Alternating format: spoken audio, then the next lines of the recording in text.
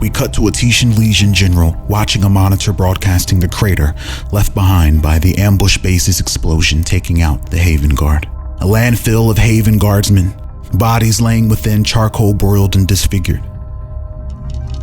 The Legionnaire general leans in and squints, trying to make out what he thinks he sees moving in the center of the crater. Archdisciple Sejanar steps off of the Titian Wargate platform and into the remote command room of one of the Legion's most advanced bases. And this is where the source code was currently being contained and under the most secure surveillance. The general zooms in and thinks he sees life and turns off the broadcast before Sejanar arrives.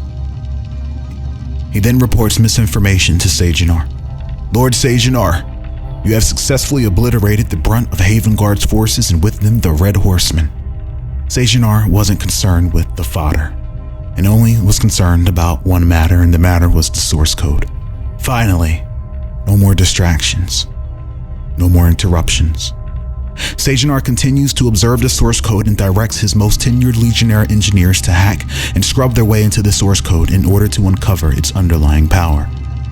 But little did the Legion know that up until now, that the reason they had been severely unsuccessful was due to the mysterious hacker Leaf, who had managed to upload itself into the source code, as if an omnipresent virus woven into the fabric of their own reality.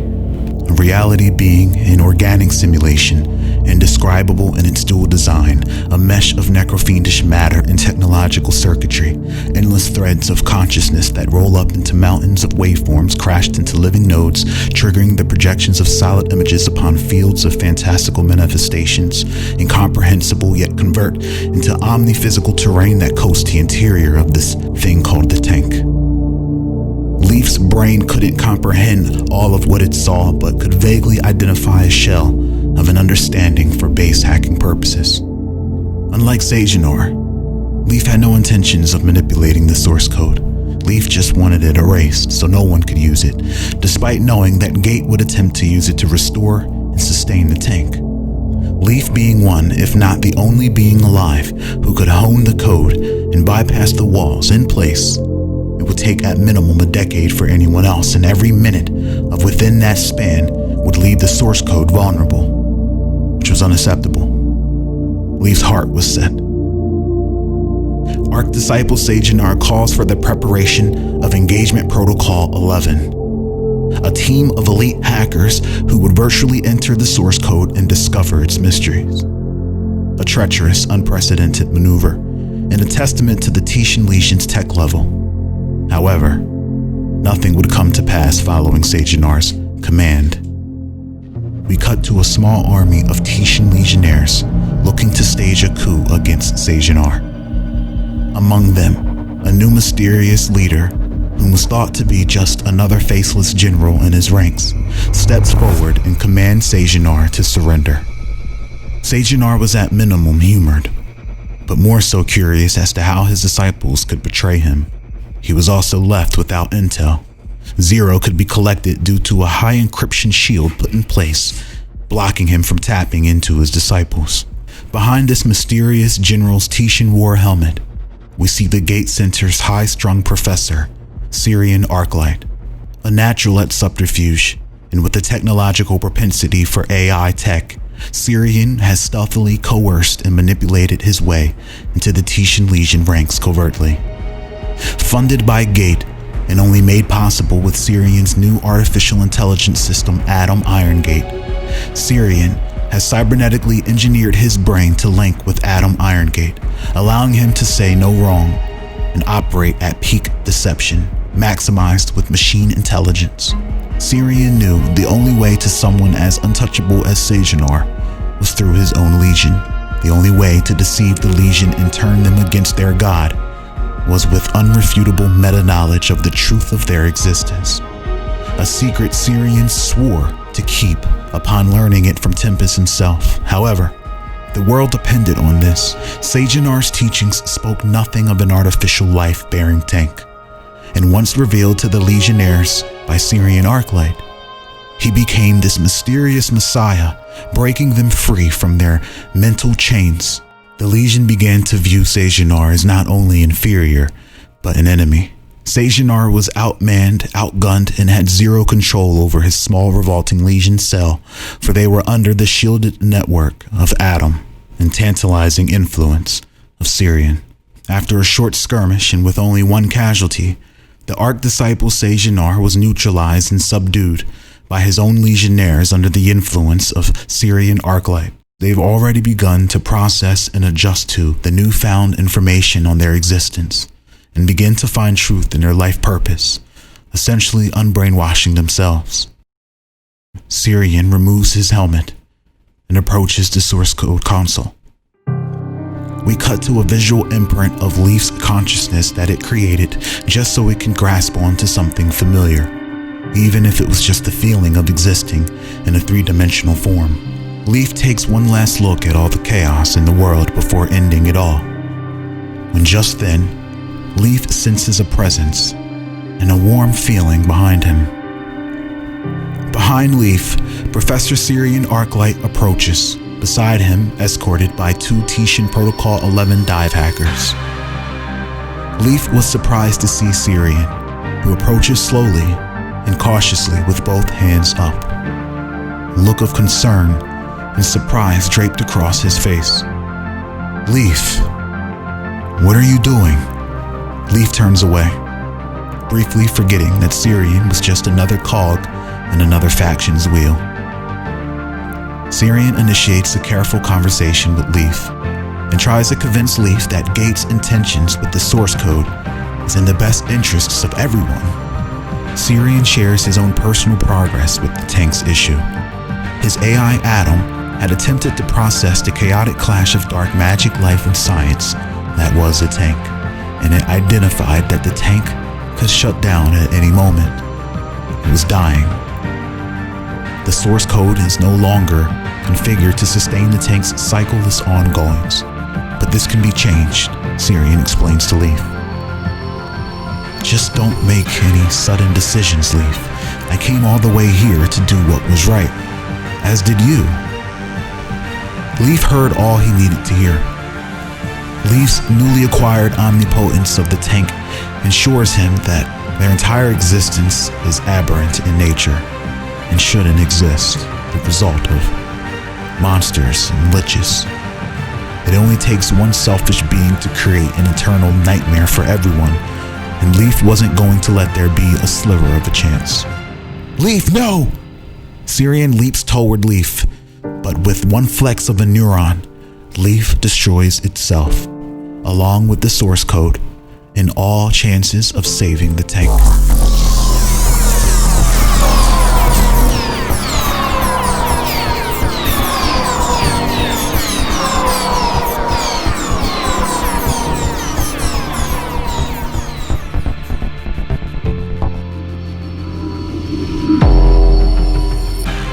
We cut to Syrian reappearing into the physical, roughly deposited from out of the digital hereafter, out of breath and scatterbrained. His Tishan escorts both lay brain dead, likely from sacrificing themselves to ensure Syrian returned healthy. Syrian runs over to the monitor to get a diagnostic of the source code before it vanishes, but it was too late. Leaf was successful, and this spelled doom for the inhabitants of the dying tank. The entire site goes dark. We cut to Tempest, looking up into the sky as the atmosphere flickers, then dissipates, revealing a screen of hard light encasing the entire span of the sky it was happening. Infano tries to contact the Haven Guard but gets nothing but radio silence, then looks at Tempest. The realization that they all failed begins to settle in, and so it seems everyone will need to depend on Atlas and their energy resource, just as Atlas wanted. We cut to Jeremiah Oliver looking over Atlas Nebu, flourishing under his power. He turns to his business partners, who we see all sitting around a map of the world displaying which locations needed to be replenished the most.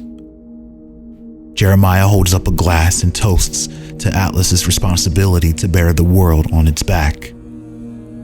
We cut to a Tishan jail cell, where we see Archdisciple Sejanar being detained, reserved for those awaiting execution, a fate bargained for by the Tishan traitors still under Syrian's influence. A loyal Tishan legionnaire appears in front of Sejanar's cell and proceeds to unlock and enter. "I've come for you, my lord," she says as she begins to unpack a warp gate. Sejanar sits calm, awaiting for her to unbind his mechanized cybernetic spider appendages. She does so swiftly and proceeds to beg him to take her with him. Sejanar steps onto the warp platform and invites his loyal disciple. Just as planned, should he lose the source code, Sejanar prepared to depart from the soon-doomed tank. He sets his coordinates to what appears to be a massive megastructure looming nearby the tank that is virtually invisible to those without the technological means to see it. With a few keystrokes, Sejanar and his disciple are warped and shot toward the Ark.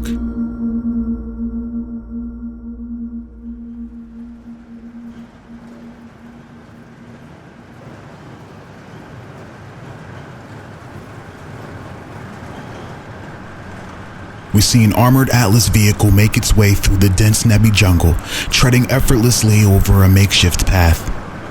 The truck comes to a sudden stop. Atlas's chief engineer can be seen in the back seat watching a live broadcast of Haven's eventful Haven Lord Summit. He puts the telepad down, nervous about the sudden halt of the vehicle, and prepares to look out of the window, but is held in place for his own safety by an Atlas bodyguard. The driver gets out of the vehicle and slowly approaches what appears to be a dead Atlas reactor engineer beside another dead Atlas guard. Suddenly, we hear Jeremiah Oliver screaming for his life off-road some yards away. The guard calls for backup, and the passenger jumps out of the truck and runs into the bushes with him.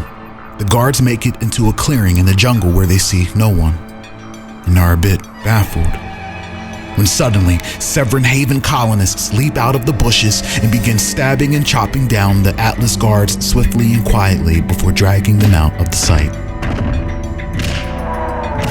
We cut back to the Atlas's VIP engineer, growing anxious in the back seat of the truck. He rolls the window down for a look-see, but is tugged by his bodyguard again to keep him inside the vehicle.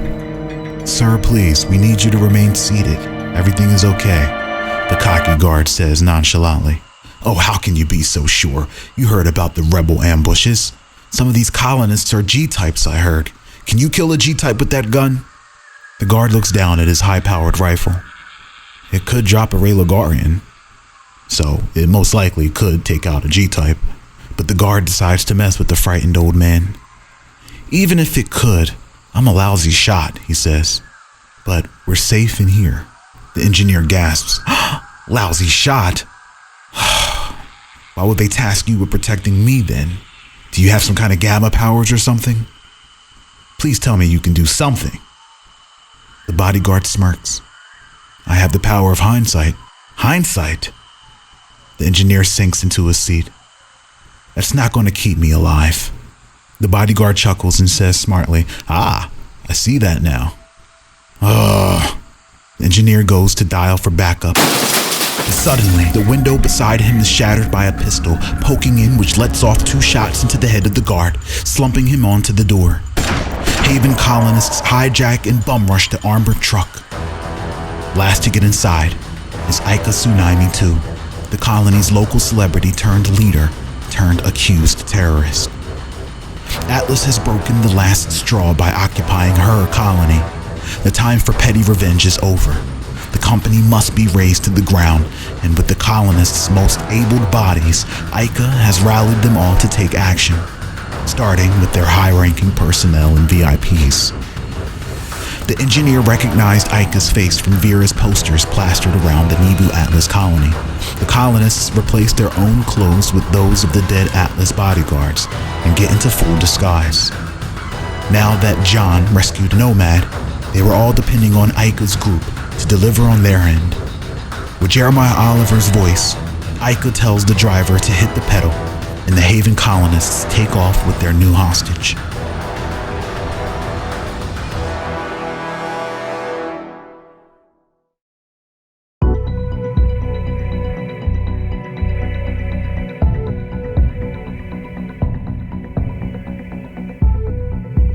What do you want from me?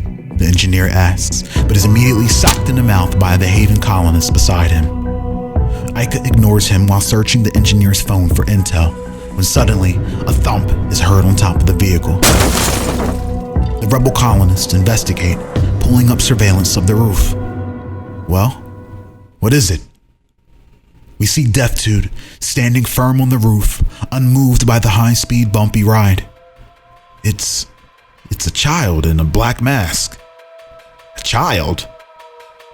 Ica goes to look at the camera when suddenly, black chains jut out from underneath Deathtude's sleeves and shoots through the back windows, constricting one of the rebels by neck and begins pulling him out of the window, choking him to death. Ica rallies behind her unit as they take their stations by each of the several exposed windows with guns drawn. Others try to free their subdued ally, but it was no use. One brave soldier leans out of the window and begins firing at Deathtude, but he evades each bullet entirely. And the one that does land is very much ineffective against the menacing necrofiend Lynch. With a quick tug, Deathtude yanks his black chains, constricting the rebel's neck tighter inside the vehicle. The colonists attempt to pull the chains free, but have their fingers burned to the touch. The rebel gasps for oxygen until finally his head is brutally ripped off of his shoulders. Deathtude then retrieves and flails the bound head into the rebel on the other side that was leaning out of the window firing at him, killing him the second the flying head collides into his own. Ica commands the driver to veer off the road into the jungle, but the driver hesitates and looks to her as if to say, "Seriously?" Suddenly, Deathtude lands on the hood of the armored truck and with all his strength whips his necrotic chains into the windshield, causing a large crack to cascade across the whole window. The driver looks at Ica one last time, then puts his seatbelt on, grabs the wheel with both hands, and veers right into the jungle. Deathtude ducks below a few low-hanging branches, then flips between some vines. He then cartwheels onto the top of the armored vehicle into a defensive position as the objects come flying toward him. Ica tells the driver to drive into a particular oncoming tree, which sounded like suicide, but talks him into it. Ica yells for everyone to buckle up, but she remains on her feet to see this all through. The driver sends them barreling through the jungle floor and directly into a large tree the size of Atlas Towers. This collision sends Deathtude flying into it, headfirst with bone-crunching impact. The driver pulls his face from the steering wheel, slightly bruised but mostly unharmed. A crash like that was nothing to the caliber of the vehicle they were in. It was essentially a tank. Ica's android frame kept her intact. She stumbles over to the dashboard beside the driver, both of them squinting through the windshield in search of their pursuer. The irradiated pollen begins to settle, and we see a crooked and broken Deathtude slowly working his way up to his feet while breaking his body back into shape. The truck's headlights illuminate the necrofiend, and was probably the most light he's received in decades. His hands grab the petite frame of his rarely exposed pale adolescent face and begins setting his jaw back in place. Before giving him any more time to gather himself, Ica commands the driver to run him into the fucking tree, and he does so, sending the tank of a truck barreling into Deathtude and pinning him against it. The rebels then lean out of the front windshield and begin riddling Deathtude with waves of bullets.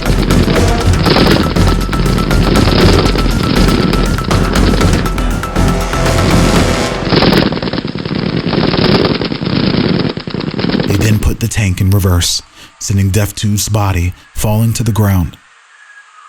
But he begins getting back up. Deathtude slowly pulls a card from his sleeve, and with a silent whisper, invokes the soul from within. Manifesting from behind the massive tree was something just as big. Ica and her unit all look up and find two large glowing eyes of the dog-faced demon staring down at them. An unraveled Deathtude tosses his hair back and with a maddening stare points, commanding the summoned demon to attack. Ica beckons the driver to reverse and hightail it out of there, and they do just that. For several minutes, the towering behemoth Shift-Gigma chases them through the jungle some 50 yards, gaining on them fast when suddenly, Deathtude is subdued by a pack of Elrin camouflaged as the tree he stood by. each predator worm bind their limbs and bite at him with acidic gnashers.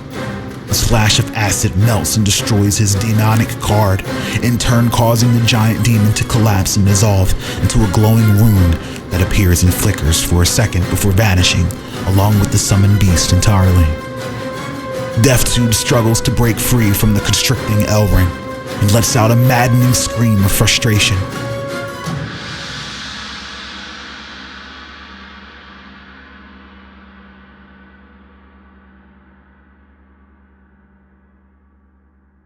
We cut to Ika, looking outside the window, checking for threats, and saw none.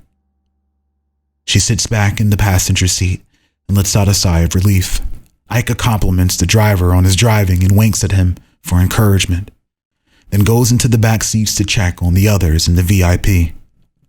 The driver's adrenaline was still rushing, but you can tell he felt amazing. Not many people can say that they saved a celebrity. He begins to hum one of Ika's tunes from her new summer album while bopping his head.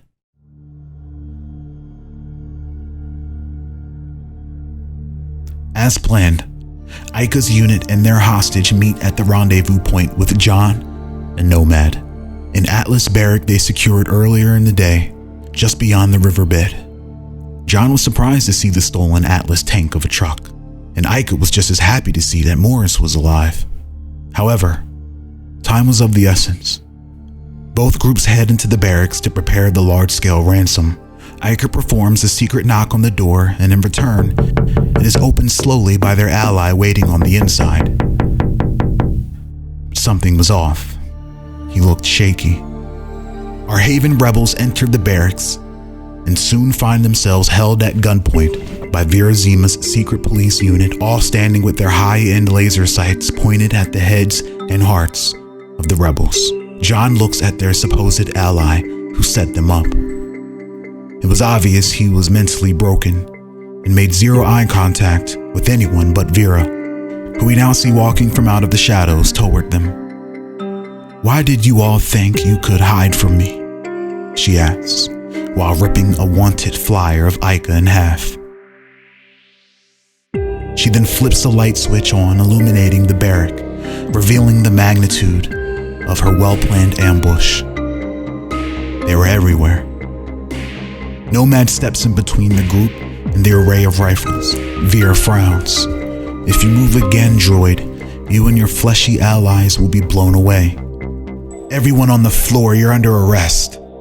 Nomad opens the portal behind the police, and charging out of it come a duo of baby Magnamax straight out of the pit from across the world. Strained from their mother and injected with berserker toxin, they begin to run amok and maim all surrounding Atlas police. John, Ika, and Morris make a run for the exit. They reach the door and run right into Jace Balerin, awaiting with a smile and glowing blue eyes. Force will be met with force, and you'd sooner benefit from a conversation. Ow! Ika punches Jace right in the nose, breaking it with her android strength. Jace stumbles back and holds his face as Ika moves in for another strike, clearing the way for her allies, but she is immediately picked up by the neck and finds herself in the grasp of Henri Gosling, the metallic titan, and with an arm of metal formed into a deadly spike, he goes to impale Ika, but is attacked by Morris, who has mounted the large man and attempts to choke him from behind with his walking stick. Henri Gosling holds on to Ika with his one hand, then pulls Morris off with the other, strangling him to death. But before he could completely crush Morris's little neck, in an act of desperation, Morris invokes the unknown power of the mysterious staff he's been carrying and completely vanishes into a portal of red mist. Henri was confused, and he sets his focus back on Ika when suddenly Nomad comes back flipping through the barrack door, leaps into the air with a pouncing Solarian Tiger Claw strike that soars over Henri's head and vanishing into a portal, only to reappear from behind him, landing his flashy martial strike that he witnessed the Peoplz champ Xavier execute on TV. This well-timed masterful blow sends Henri through the barracks wall, causing the building to start to collapse into itself. VIII comes crawling out of the rubble and commands her officers to capture their targets dead or alive. and so they head after them, guns blazing. Nomad and Ica stay behind to handle Atlas and tell John to flee. John cycles through his best options, then retreats into the jungle. Ica takes cover with a squad of Haven colonists exchanging gunfire with Atlas police. She had nowhere to run. Atlas's rounds were putting massive holes into trees. If she stood up, she'd be finished. Nomad opens up an eventide spatial bridge and the colonists begin to retreat. Suddenly, a large metallic javelin is thrusted through Nomad's torso, barely missing its vital components, and is then pulled toward Henri by a chain-link tether protruding from Henri's peculiar metal vest. Nomad's portal closes, leaving many colonists behind, who are scrambling for cover as bullets whiz their way. Henri pulls Nomad into a chokehold, but his light metal alloy frame and strength allows him to wriggle out of his hold into an advantageous position to unleash a flurry of martial art blows. But Henri remained unfazed. Sparks fly into the grass, lighting up the orange-lit sunset as we see Nomad's metal blows striking upon Irie's metallic skin. VIII points toward Ica and commands a special indoctrinated officer to take her out. We see a nimble and acrobatic officer sprint and roll across the jungle floor, avoiding gunfire, charging straight toward Ica. Once he closes in, he rips off his jacket, revealing explosives strapped to his torso, similar to the kamikaze bomber disguised in Haven Guard gear that we saw during the treaty. Ica's admirer from earlier and close protector sees this, and his life flashes before his eyes as he ponders if his ultimate contribution to the colony would boil down to this one critical moment of saving Ica. Ica sees him run out into the field, and before she could stop him, it was too late.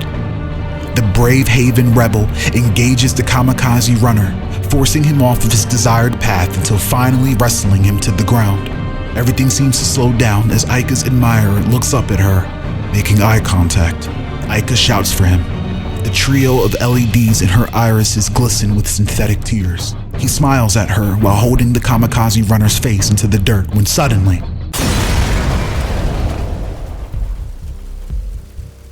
they explode, taking out nearby trees and igniting a sizable forest fire. Henri clobbers Nomad in the chest, barely knocking him back, then uppercuts him, but Nomad takes it on the chin, 10 toes down, and shows Henri he isn't an easy pushover. Nomad catches Henri's next punch with both hands, and with brute force, flips Henri on the ground, swinging him into the portal, displacing him as it opens up into the desolate Anvil station, hurling him into a heap of debris and skeletons of those who refused to depart, forgotten in space. Ica waves down Nomad, who runs to her aid. He opens up an eventide portal for retreat, but standing in their way are several Haven rebels with their guns drawn, firing at them. We see a bloodied and angered Jace Beleren standing with his arms spread with full telepathic control over Ica and John's doomed allies. Nomad prepares to wipe them out, but Ica stops him.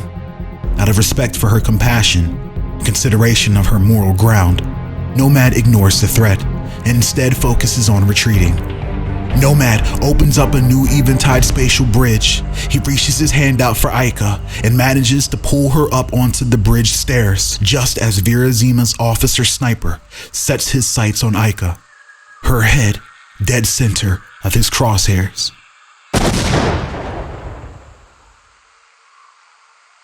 The winds settle and the raging fire dies down. Jace's mind thralls run into the clearing only to find no bridge and no trace of Nomad or Ica, not even a body. Jace shares his vision with Vera, who we see shoot her rifleman a sharp, disappointing glare. Her rifleman gulps.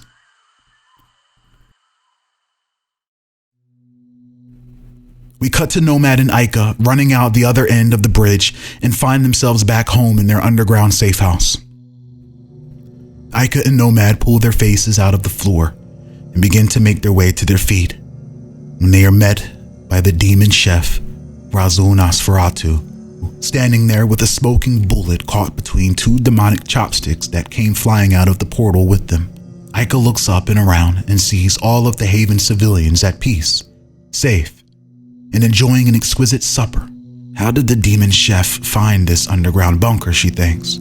Nomad prepares to engage the demon chef, but Ica stops him. Ica looks Nosferatu in the eyes and asks him if he finally decided to stand up against Atlas and accept her request for help.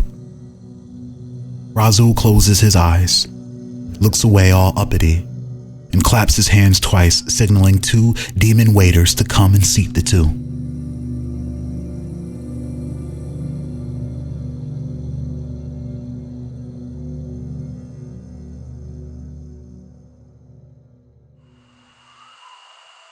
We cut to John Sage Quill crouched over by some large rocks beside a small river. John begins to walk down the river, whistling loudly without a care of being found. A croaking laugh disrupts the serene ambience. There you are. John smirks, and turns around to see his pursuer. We see an Atlas general standing alone, yards away, seemingly unarmed. John smiles as his face begins to morph, revealing back into Ethel Jones's soft, freckled cheeks. Ethel was single-handedly fulfilling Haven's plan to take back their colony one target at a time. She snaps her fingers as a small unit of Haven colonists leap out of the bushes with rifles, ambushing yet another high-ranking Atlas officer, just as planned, and begin firing at him, riddling his body with hot rounds. Ethel joins in, pointing her twin Uzis and unloading them when she notices that the guard was still standing. Still very much alive, the guard stumbles back a bit, his clothes and body bloodied and shredded, but he begins laughing.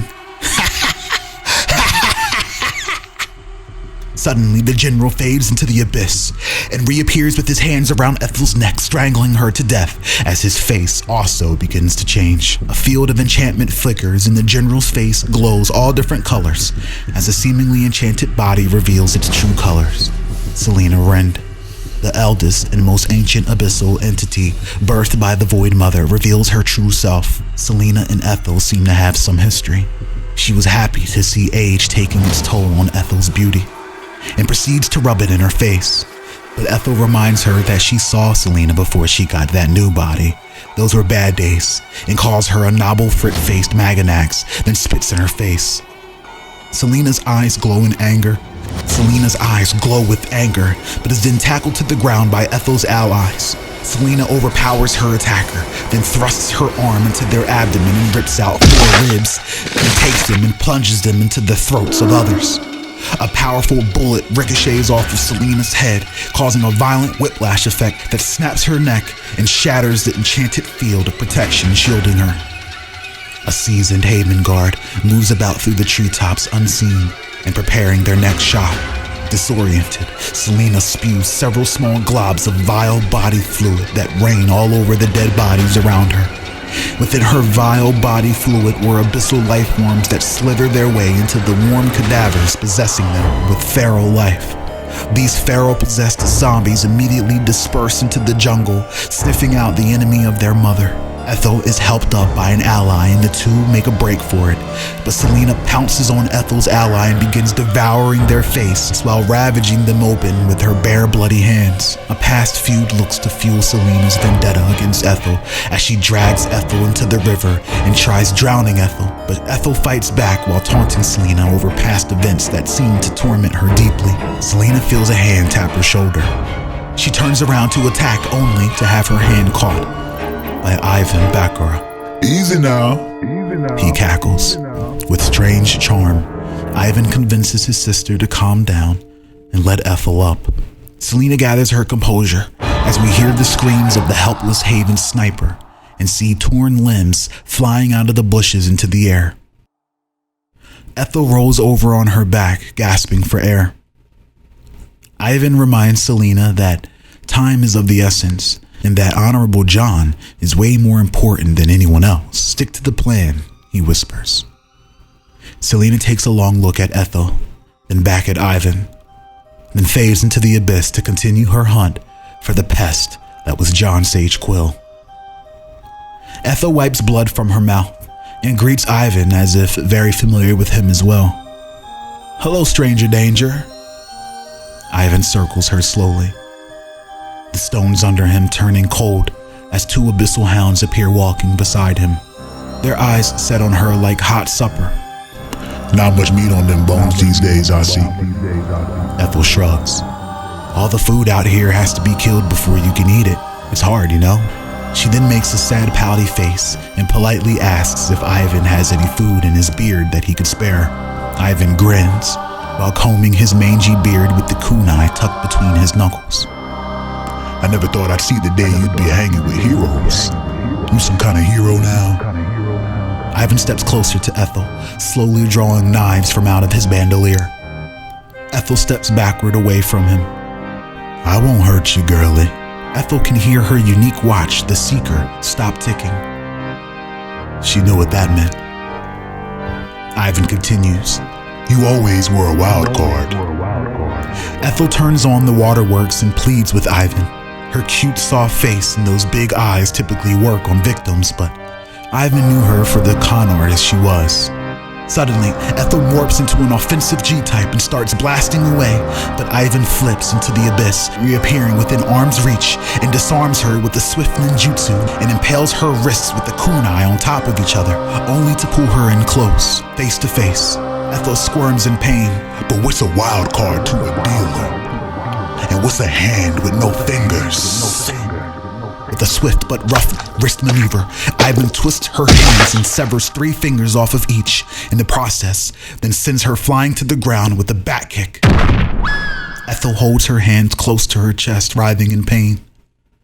Ivan gives her a long look, then fades into the abyss with his hounds.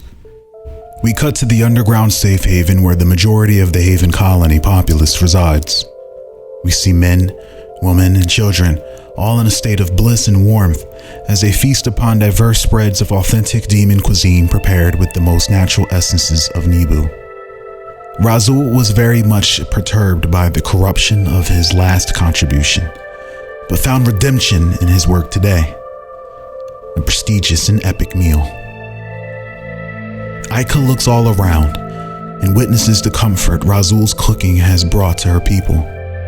She watches as Razul agilely shuffles to and from each table gallantly, his wrists gracefully swaying as he executes precise cuts with demon cutlery that manifest from thin air. He was the kitchen. He was the kitchen. Aika's eyes wander as she then spots a colonist in the corner to himself, rocking back and forth in a cold sweat. Her attention gets pulled away when Nomad sits at the table and beckons her to join him in planning on how to proceed after such a critical mission failure. Not only did they lose track of John, but they lost the hostage. Aika persuades Nomad to be patient. If anyone knows their way back to our shelters, it's John. Aika points at the strange colonist having a hard time over in the corner and asks Nomad what he knows about him. Nomad recalls that particular man pleading with John weeks ago to let him return to the surface, speaking gibberish about some kind of brothel. Aika cocks her eyebrow. We never built a brothel in our colony. Gross.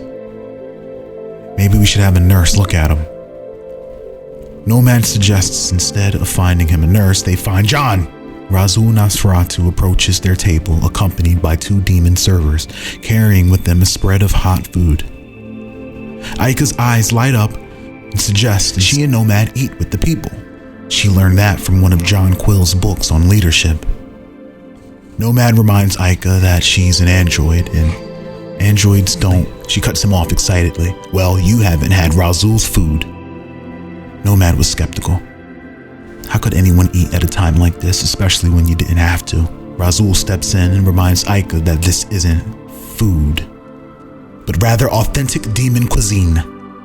He then lifts up the lid, revealing 2 wafers and 2 piping hot cups of tea. Razul's eyes flicker. Try our Quaternarius tea. Its name?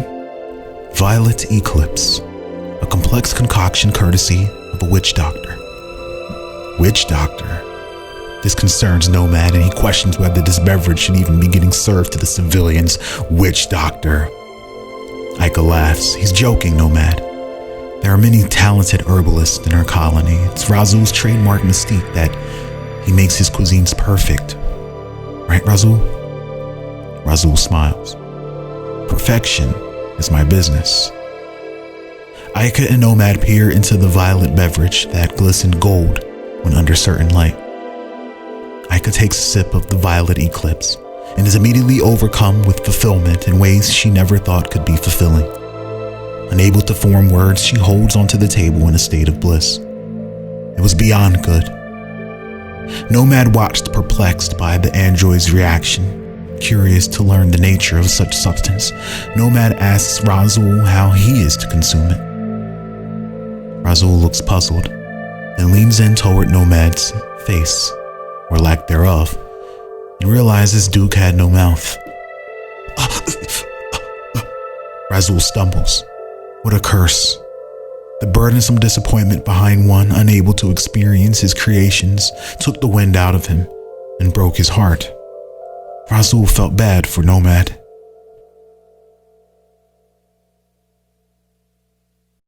Suddenly, we cut to the troubled colonist sitting in the corner. With a stretched and deformed face, the possessed colonist screams, "You're all going to die!" followed by a screeching cry, as if calling out to someone, when suddenly, clawing herself from out of the colonist's inner bowels and through their chest, Selena Rend emerges completely soaked in intestine and blood. An abyssal sentient was always honored to give up their own vessel for their mother. We then hear chains rattling in the darkness as Ivan Bakara appears from the abyss, perched, with legs crossed on top of Aika's side of the table beside her plate. He takes a wafer from the plate and sniffs it and skips it across the table like a stone across the lake, just before sliding the entire meal off the table for his hounds to feast on.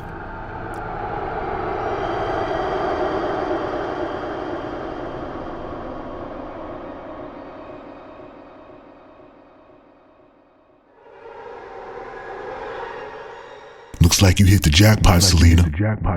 We'll kill John's personal chef and then have him look for us for a change. Razul laughs at that comment, but looks very calm, which Nomad interpreted as a betrayal. This was a setup made by Razul, he thought. The ceiling begins to rumble, and several explosions ring out in the distance, followed by an entire wall being blown to almost nothing. Stepping through the destruction, we see the glowing cycloptic eye of the corporate assassin cyborg Klaus Huron. Razul Nosferatu had a tag on his head, and Klaus was here to collect. Cortec Data Analytics Sinister Night Skin CEO, Legion, steps out from behind Klaus, observing the area, and was very much impressed by the underground structure lying under Atlas's nose the whole time. A small army of Legion kin follow behind him, with guns pointed straight toward the civilians and the Haven colonists. The Haven colonists tremble in fear now that their safe place has been discovered. Suddenly, all of the civilians begin to feel their body temperature change. Everyone that had consumed Razul's cuisine begins to feel their bellies grow heavy. A strange sensation stirs within, and everyone looks at one another in confusion and fright as their flesh begins to turn into rock. Slowly, one by one, every civilian became petrified and encased in layers of stone. Nomad couldn't believe what was happening and turns to Aika, who we see also slowly becoming turned, her android strength unable to break her free. As her head becomes sealed, she locks eyes with Razul, and before she could ask the question of why the betrayal, it was too late. Puzzled at these unexpected events, Ivan looks to Selena for an explanation. Was it magic? Selena sensed no magic and was just as intrigued. Nomad was convinced that Razul was a traitor and that this Atlas raid Nomad was convinced that Razul was a traitor and this Atlas raid was no coincidence. Razul retrieves a morsel of his own cooking from the table and takes a bite. It was better than he remembered. He then turns to Nomad, the mouthless one, and suggests that he escapes. Nomad notices Razul's own flesh begin to harden up as terra firma slowly climbs up his legs. Suddenly, Klaus fires his graviton beam, but Nomad leaps, spinning like a graceful ballerina around Atlas gunfire and escapes the raid through the Eventide Bridge, or so Nomad thought, as we see two of Ivan's most vile abyssal hounds charging from within the Eventide Bridge, flanking him. Nomad continues on, performing an acrobatic slide under the oncoming dimensional hounds, diving for his neck. Somersaults evading the other to make it pass, managing to juke and escape them both. The petrification spreads up Razul's neck before sealing his head entirely.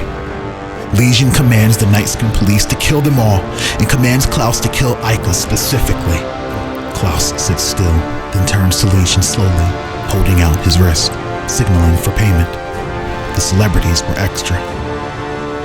Mills and Steiner allowed Klaus Huron to collect on side work while contracted with Atlas, and opportunities were indeed endless with Atlas.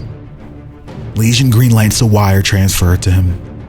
Klaus's eye brightens, and his gear begins turning as he draws the now charged graviton beam emitter and prepares to decimate Razul, Ica, and the rest of the mass crowd of living statues when suddenly, every entombed Haven colonist, including Razul Nosferatu, is enveloped in a cradle of fortuitous mass of rock and metal. Everything is crushed between rigid crags, folding in on themselves except for the petrified civilians who were made one and the same, just as planned. All the petrified Haven Guard colonists are pulled away and removed safely from the violent quaking and collapsing of the underground, which was now ascending through the ground and out through the surface, up into the sky, just above the canopy of the Nibu jungle. Molding from out of the shifting plates of the planet, we see a beautiful statuesque being of molten rock, wrapped in wind and dripping in plant life, emerge, manifesting into a more stable humanoid form. Crowned in gold and clothed in an elegant gown embellished with crystals and precious jewels,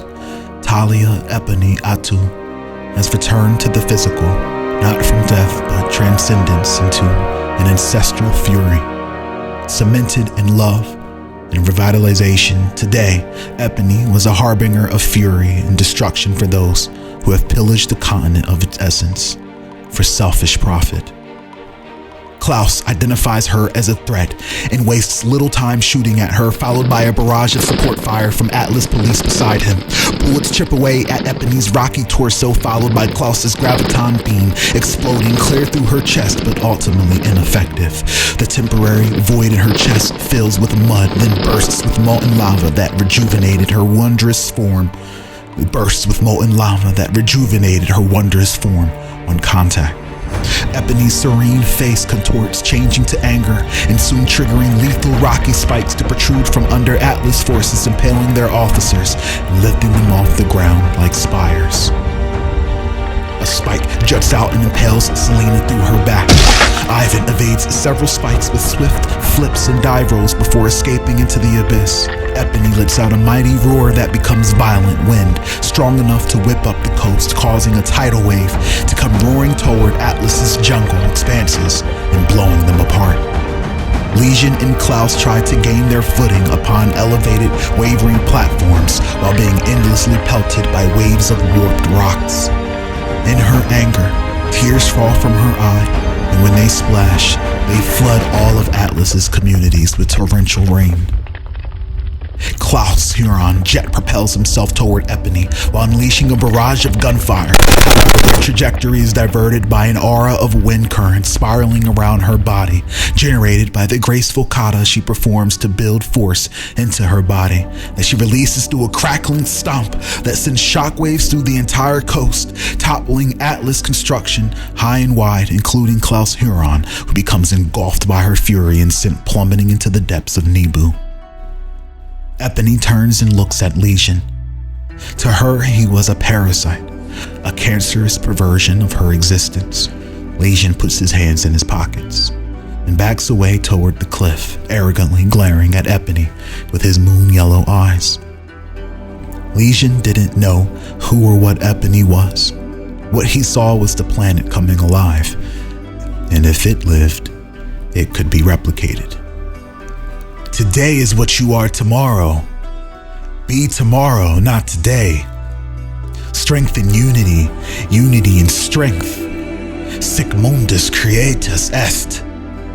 We zoom in to Legion's face as he shouts with a maniacal grin, "We need each other!" We see thousands and thousands of Legion hybrids, the marriage of Nebi's most dangerous wildlife, and Legion's rogue nightskin DNA produce countless nightskin species, all with one hive mind, now stampeding toward Epony. Epony's spirit for battle stirs. She welcomes the threat by stepping into a combat stance reminiscent of her master's training. Epony is then reinforced by an army of the jungle's most ferocious apex creatures, and they all come charging by her side, prepared to take on the abominations of Legion. The two sides collide, brutally ripping each other apart. A bulky bipedal behemoth mauls a spiny night-skinned insectoid to death as eggs burst from the behemoth's heart. A multi-tusked, night-skinned reptilian bull rushes and impales an amorphous blob that slowly begins to devour and dissolve its attacker. A large feathered Nebi chimera soars across the sky and spews a stream of acidic saliva, killing other airborne night-skinned monstrosities as it weaves in and out of gigantic ridges of ice, stabbing from the ground up, killing swaths of Legion's mutants. With nowhere to go, Legion's heels balanced on the edge of the elevated mesa they were on. The winged chimera dives in for the kill on Legion, but instead, he leaps off of the cliff to his death. The chimera ascends back into the sky for a superior view in search of its prey through the clouds. And suddenly, the clouds below turn smoky red, just before a gout of red flame comes bursting through them and erupt upon the chimera, nearly roasting half of its body. Legion's draconic offspring, 3 times the size of the chimera, barrels through the sky at blazing speed and captures the chimera in its jaws, clamping down for the kill and eats it alive. The Legion gone, heads straight for Epony, and with tremendous force breaks through Epony's attempts to halt it, and skull bashes Epony head to head, shattering Epony's rock anatomy into molten mud. The collision sends the dragon falling into Epony's mass of rubble along with her. But she quickly reforms and manifests a large arm of molten rock half the size of the Legion gun that busts out the ground beside her, mirroring her own arm. With all her might, Epony goes to clobber the dragon, who challenges the primordial strike with an immense wave of liquid flame that softens the molten fist, enough to be crushed into pieces by the swing of its mighty tail that clears the entire 100-yard radius before it. Epony comes flying through the destruction and debris with the cyclone trailing her as she zones in on the dragon's mandible with the powerful punch fueled by the chariot of wind she flew in on. Her strike smashes the dragon's skull, shattering all of its teeth, collapsing and disorienting the beast momentarily. We cut to Legion standing up from out of the plot of dirt and debris. Behind him, the Legion gun slowly gathers itself, battling the lingering quake for balance. If he had to prove it once more, Legion was not going to give up Atlas's claim of Nebu no matter what. Epony lands hard, but on both feet nonetheless. Her eyes begin to glow, and the continent begins to quake, triggering a violent upheaval within the ground they all stand on.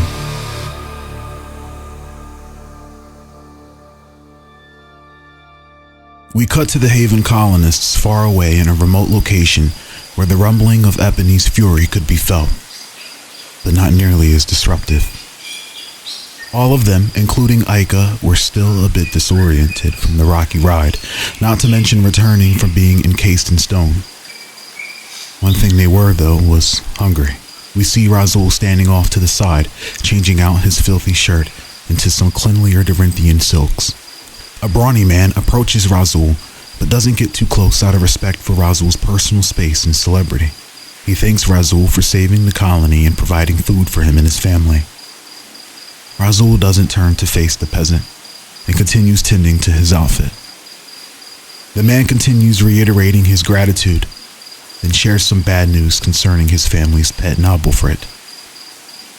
It's suffering from a toxic adverse reaction from Razul's cuisine. Razul pauses. Impossible, he thinks to himself. He turns to the man with an intense glare. And how are you so sure it is of my cooking? The man describes the Nablefrit's endless diarrhea. Some of the ingredients were familiar. Razul scoffs, unconvinced. The man adds that its crap glows violet as well. Razul's face scrunches up, immediately regretting feeding these peons with their pest allergies. Take me to your creature, Razul replies. He wanted to see it for himself. The two take a walk when suddenly, a trap explodes from under the man's foot, triggering a small explosion of white blinding powder that paints the man's face and begins eating away his eyeballs. Rasul catches some in the eye and feels the burn instantly. Before the man could even begin yelping, a razor-sharp double-edged dagger is planted right into his throat by none other than Ivan Bakura, who appears from the abyss only to vanish and reappear, flipping from above and descending at incredible speed upon Rasul and clashing blades with Rasul's demonic forks. Ivan's pale face void of color and enormous mangy beard was in stark comparison to Rasul's handsome, clean visage. However, both wore devilish smiles. Rasul's forks evolve into a demonic double-bladed trident, and with demonic might, Rasul repels Ivan backwards, but he lands softly on a backflip. Well, your food is horrible, but I must say you smell intoxicating. When did demons begin smelling so good? Rasul took his multi-dimensional adversary seriously. Back and forth banter wasn't on the menu. As a retired Hell Knight, the discipline stayed intact. Aika spots the commotion and runs over, but Rasul shouts for her to stay back.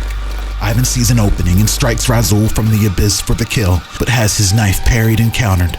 But Ivan shifts planes and strikes again, elusively sticking and moving. With incredible demonic speed, Rasul parries every attack of Ivan's and punishes him on every attempt to feint, until finally Ivan missteps and Rasul takes advantage. Rasul smashes the handle of his trident into Ivan's head, disorienting him. With superb precision and speed, thrust stabs. Rasul smashes the handle of his trident's fork into Ivan's head, disorienting him. Then with superb precision and speed, thrusts and stabs him 5 times, then aims for the head for the death blow, but Ivan ducks and tosses 10 living shurikens. Ivan ducks the strike and tosses 10 living shurikens into Rasul's legs and body. Ivan then invokes the life force within the shurikens, and they begin spinning like miniature buzzsaws in attempts to carve up the chef. But surprisingly enough, the demon chef endures the scouring shurikens and continues his unrelenting and finesse assault on Ivan, no matter what. Ivan could not outmaneuver Rasul's incredible speed, and the demon cuisine augmented his might exponentially. Ivan slips away and grabs a Haven colonist by the throat with knife in hand, leveraging the value of their unity. Having slayed countless civilians caught in the crossfire during his tenure as a Hell Knight, Rasul doesn't think twice and lunges toward Ivan on the assault. When Aika shouts for Rasul to stop, consider the innocent, Rasul halts, and Ivan Bakura begins laughing.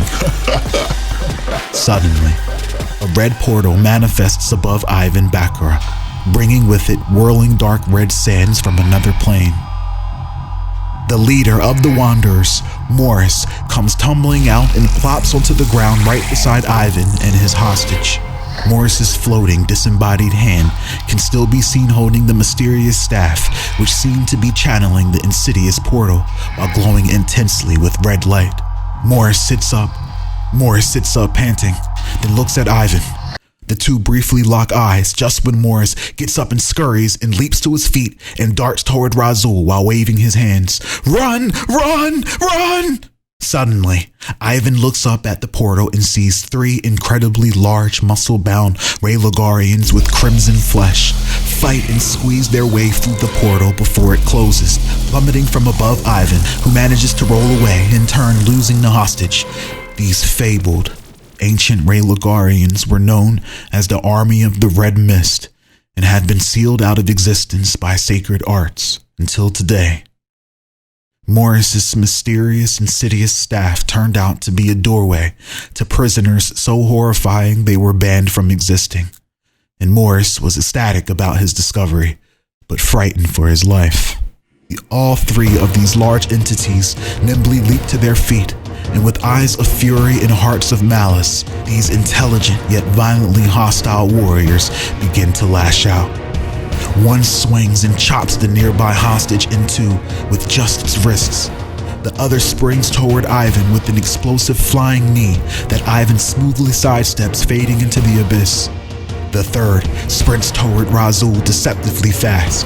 Razul's double-forked trident morphs back into a normal-sized fork as he retrieves an 8-inch chef knife elegantly crafted with a 222mm Dorinthian powder omnium blade from his chiseled waistline seemingly from nowhere, and with sexy eyes, he signals for Aika to flee with the other civilians. A giant golden pot erupts from the dirt in front of Razul, obstructing the ancient Rayligarian's warpath, forcing it to attack to one side.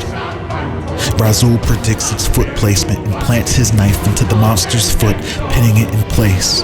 Razul predicts the foot placement and plants his knife into the monster's foot, pinning it in place. The ancient warrior strikes Razul, but has its fist collide with a large cast omnium pot.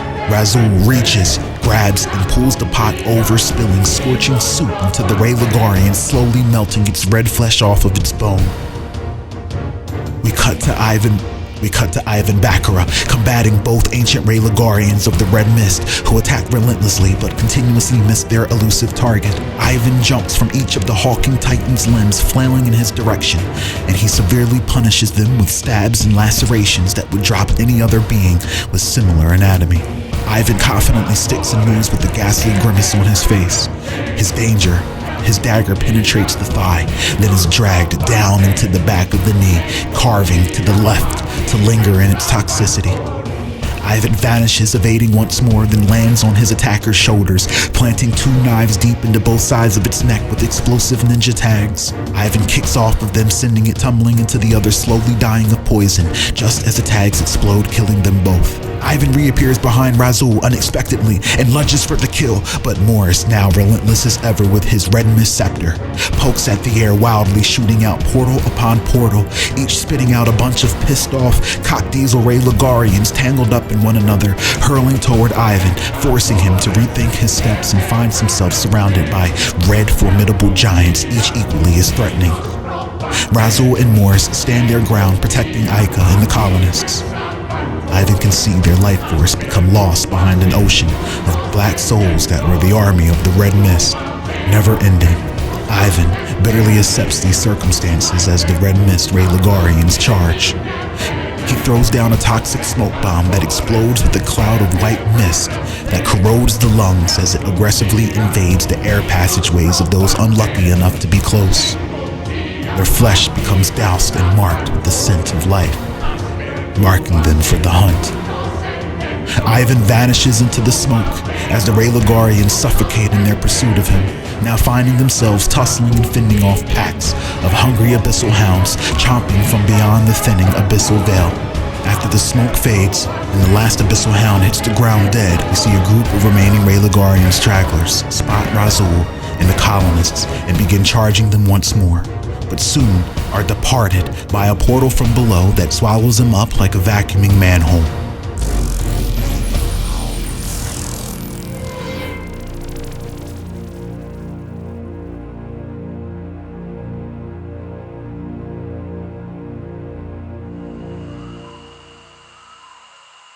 Razul looks Morris up and down, unimpressed, then walks away. Morris thinks to himself, what's his problem? When suddenly, Aika crashes into him with a big hug while shaking his hand, thanking him and happy to see him alive. "Where's Kuth?" she asks. Morris smiles while his disembodied hand points north. "Kuth is fine.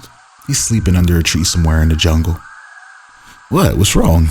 "It's Kuth. He's fine. It's Kuth, you know?" "He's fine. What?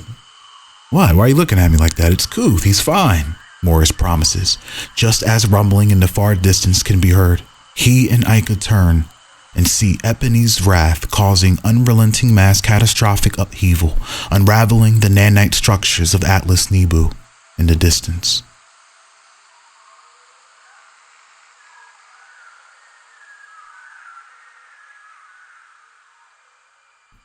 Jeremiah Oliver sips his drink slowly from within the safe confines of his own windowless shelter.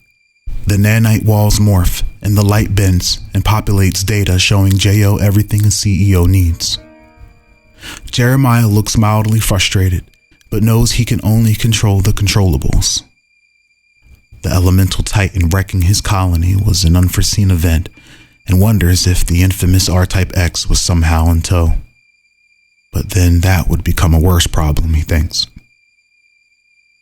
J.O. patches into his secretary. He tells her to give all construction workers 2 weeks paid leave due to the current situation. The secretary inquires about the pending efforts to solve the Epony energy addiction plaguing the more aggressive nanite users. J.O. waves it off as a Jack Crawford problem and instead tells the secretary to call for more Atlas reinforcements to handle Epony ASAP. Many of his hired mercenaries have fled for their lives in lieu of Epony's wrath, which has reminded J.O. that his army is no army at all. Just armed employees on payroll. A dark portal opens up beside Jeremiah's desk. Deftitude slowly steps out and stumbles to the floor. He looked battered, defeated by nature, a victim of Nibu Jungle's violent yet neutral disposition toward him. Jeremiah commands a guard to help the old yet young necrofiend to his feet. Barely contained giggling can be heard from behind Deftitude's mask as he is helped to his feet. Jeremiah thought it was odd, but nothing seemed funny. He asks if Deftitude followed his orders to locate and kill the Haven colonist android Ikasunami too. Deftitude gains his composure and informs Jeremiah of the bad news. The jungle was dangerous, no doubt, but Jeremiah expected more out of the ancient know-it-all. I overestimated you, Deftitude. You're really falling below the bar this quarter, J.O. says with deep shame. Jeremiah continues to belittle Deftitude, who was beginning to lose his grip on sanity at every passing moment. Jeremiah calms. There was still a way Deftitude could redeem himself, he thinks. Jeremiah trusted Dravko Mas as far as he could throw him. It was only a matter of time before the treacherous lizard would put a knife in his back. Jeremiah commands Deftitude to locate and assassinate Dravko Mas. But suddenly, Deftitude begins flipping out. His mind fully broken by Yurtle's madness. Black chains jut out from his 2 sleeves and decapitate several Atlas bodyguards standing nearby. We see lethal, shadowy black chains cut the wind, heading straight toward Jeremiah. When just then Jeremiah shouts, "Enough!" and the chains come to a halt. Just before Jeremiah's face, we cut to Deftitude firmly grasping his own neck with his own hands, his fingers lodged painfully deep around his throat. Jeremiah gives the final command, soon followed by Deftitude ripping his own throat out, causing a geyser of black necrotic ooze to expend from his grievous self-inflicted wounds, just as his own black chains bind his body and relinquish his flesh from his bones, collapsing into his own mess. Deftitude's mask shatters as it hits the floor. Its remnants scatter around the futurist's feet. The futurist was shaken, witnessing Jeremiah's incredible yet discreet mutation. Before getting back to business, Jeremiah Oliver adjusts his tie and orders the futurist to clean up the mess.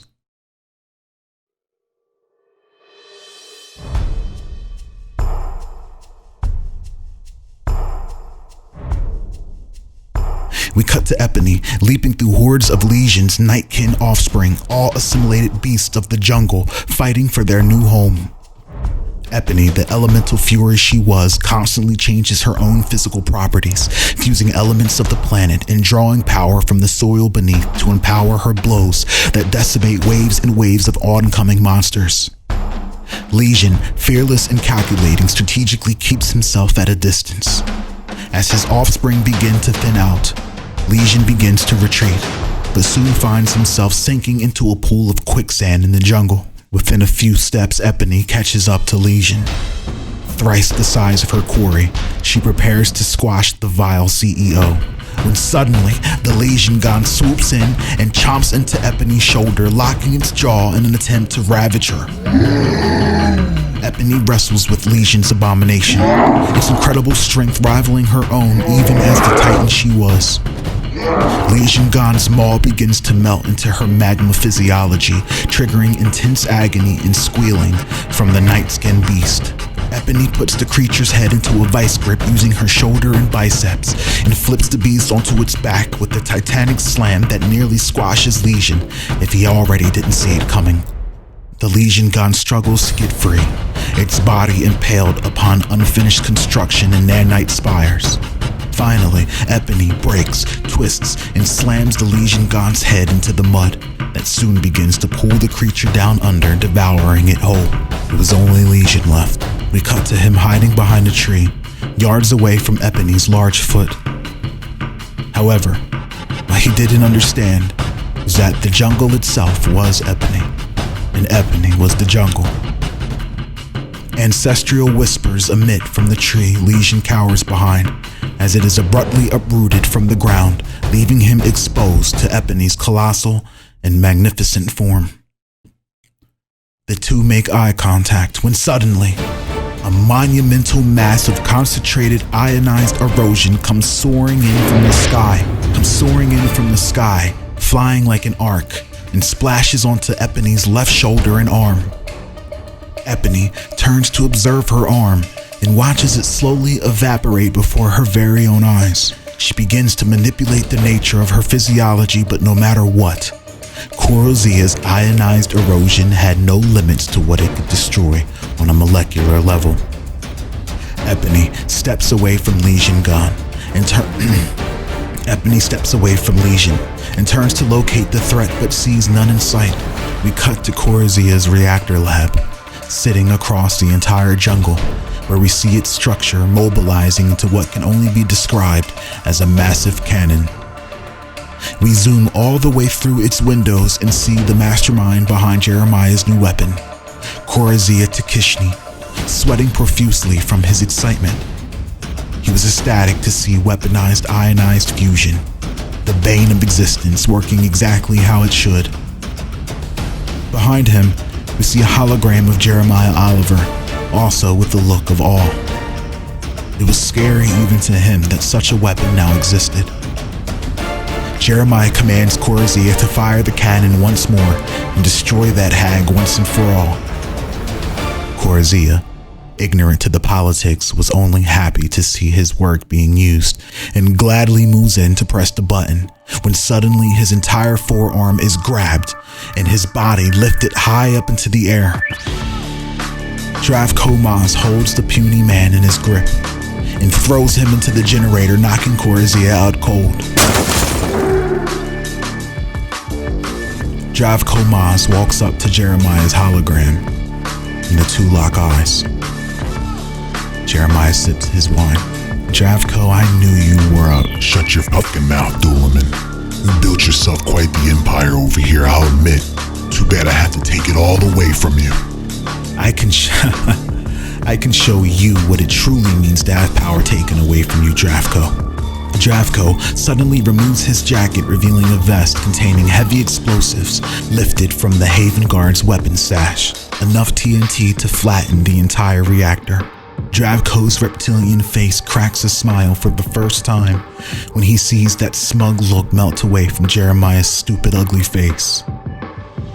Before Jeremiah could utter a command, Dravko Maz presses the button, and in the blink of an eye, the entire ionized fusion reactor cannon, along with Corazia and its research, is blown to shit, leaving a crater of ionized erosion.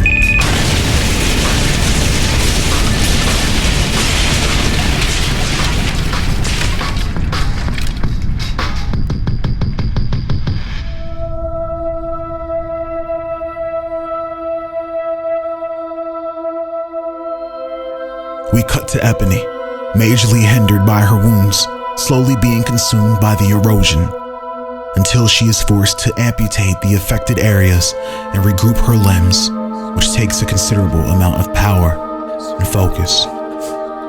The ionized erosion begins to spread and devour the entire coast as it rains from the sky. Ebony knows what must be done. She begins to use the remainder of her strength and divides the entire continent of Nibu and breaks off the wholesome remnants of her land from the legion-infested, ionized, eroded Atlas cancer that is the coast, creating a new continent of Nibu, striving with life and harboring the escaped Haven colonists.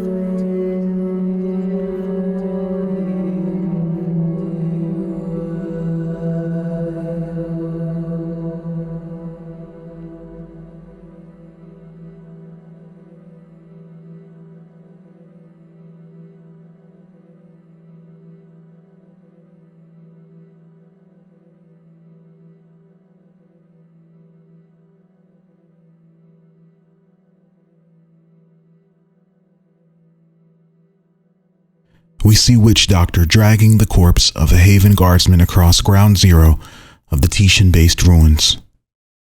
The odd nightkin herbalist collects the remains of others and lays them in a circle around a sizable mound of dirt laden with duck feathers and porcelain bones. With both hands, Witch Doctor clutches the bloody gauze that he had collected and holds it above his head as blood of the fallen spills onto his forehead and onto the mound of dirt. His eyes roll back in his head, and he begins to gyrate spasmodically. Jacob Bastian's incinerated face juts out from the dirt as his flesh slowly is mended by voodoo, then kneels over Jacob's mound and places his lodestone upon it. With sentience, it sinks into the dirt, and Jacob's bloodshot eyes open.